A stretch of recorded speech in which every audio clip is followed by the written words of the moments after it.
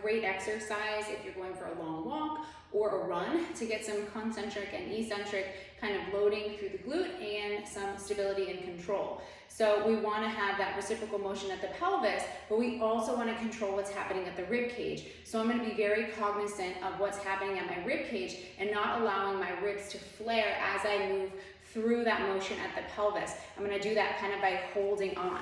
So I'm going to have my right foot forward. You can place the right or the left foot on the wall, or you can place it down in a kickstand position. I kind of struggle with high arches and losing my big toe mound, so I'm going to kind of place a little wedge there. And in this position, I want to have a slight knee bend and I'm over my midfoot.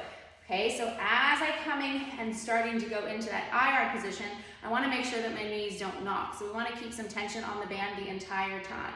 As I come through and go to that more IR position, so this left knee kind of drops down and I'm turning over this right leg, keeping some tension so my knees don't kind of fall in. I'm pressing hard through the wedge, or you can use a sock. And this is a hinge, so we're not tapping the wall, like falling backwards. We want to keep the weight over the midfoot, and we're also not lunging.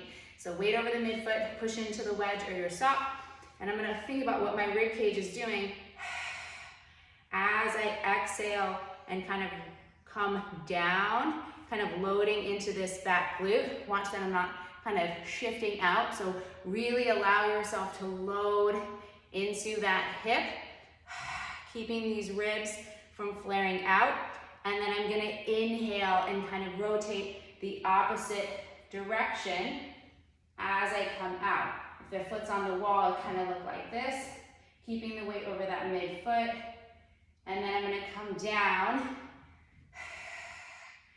Exhale, weight forward, thinking about loading into this back hip, but keeping the rib cage still. Whew. This will smoke your glutes if done correctly. We are taking the glute through that full range of motion, really needing to sit back into the hip and then open up while keeping the ribs pretty still. As soon as we flare at the rib cage, we are going to lose that glute sensation that we felt.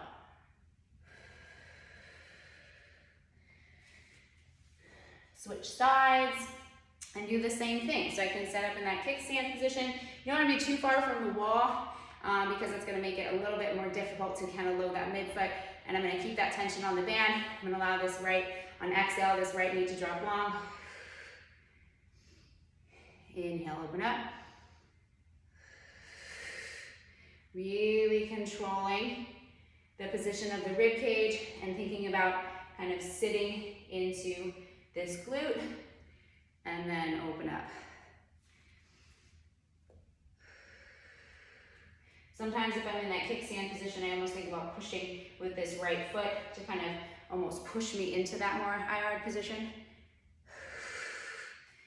So coming down, weight midfoot, might even want to push myself a little bit closer. Thinking about what's happening at the rib cage as you open up. Because if those ribs are flaring, you're not gonna feel that glute working like you want it to.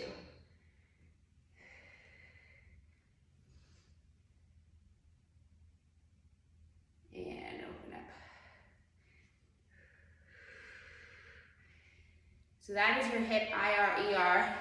Really focusing on the rib cage as you move in and out.